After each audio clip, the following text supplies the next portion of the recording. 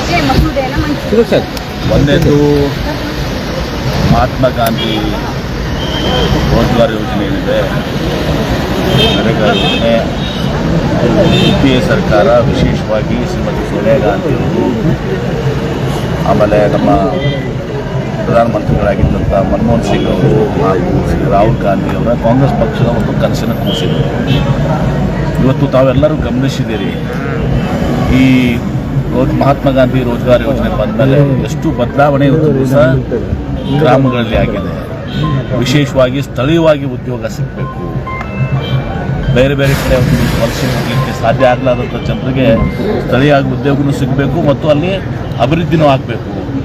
ಹೀಗೆ ಒಂದು ಸುಂದರವಾದಂಥ ಯೋಜನೆ, ಇಂಥ ಸುಂದರವಾದಂಥ ಒಂದು ಅರ್ಥಪೂರ್ಣವಾದಂಥ ಯೋಜನೆ ಭಾಳಷ್ಟು ಯಶಸ್ಸನ್ನು ಕಂಡು ಎಲ್ಲರೂ ಕೂಡ ಇದನ್ನು ಮಾಡ್ತಾರೆ.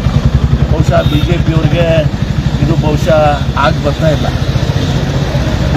ಅವರು ಕೂಡ ಸ್ವಲ್ಪ ದಿವಸ ಮಾಡಿದರು, ಅದಕ್ಕೆ ಹೆಚ್ಚಿನ ಹಣ ಕೊಟ್ಟರು, ಇಂದಾನೆ ಕಡಿಮೆ ಮಾಡಿದರು.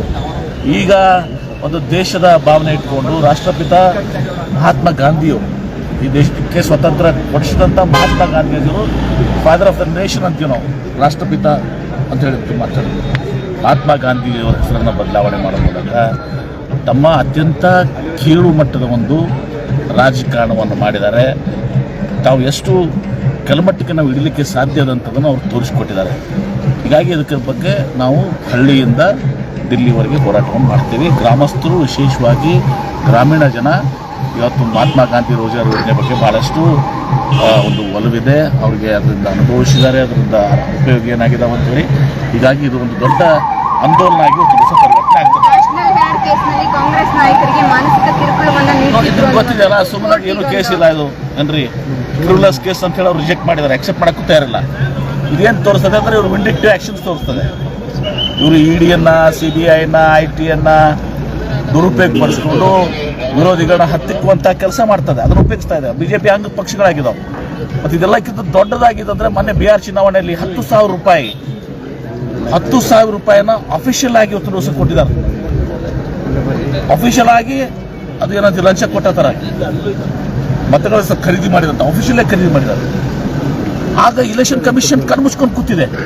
ಬಹುಶಃ ಇಂಥ ಇಲೆಕ್ಷನ್ ಕಮಿಷನ್ನು, ಇಂಥ ಆ್ಯಕ್ಷನ್ನು ಬಹುಶಃ ಯಾರೂ ಇದು ಮಾಡಲಿಕ್ಕಿಲ್ಲ. ಇದನ್ನು ಕೂಡ ನಾವು ಜನರ ಹೋರಾಟನೂ ಮಾಡ್ತೀವಿ, ಕಾನೂನು ಹೋರಾಟನೂ ಕೂಡ ಮಾಡ್ತೀವಿ. ಬಿಹಾರ್ ಚುನಾವಣೆ ಏನು ಗೆದ್ದಿಲ್ಲ, ಅದು ರದ್ದಾಗಬೇಕಾಗ್ತದೆ.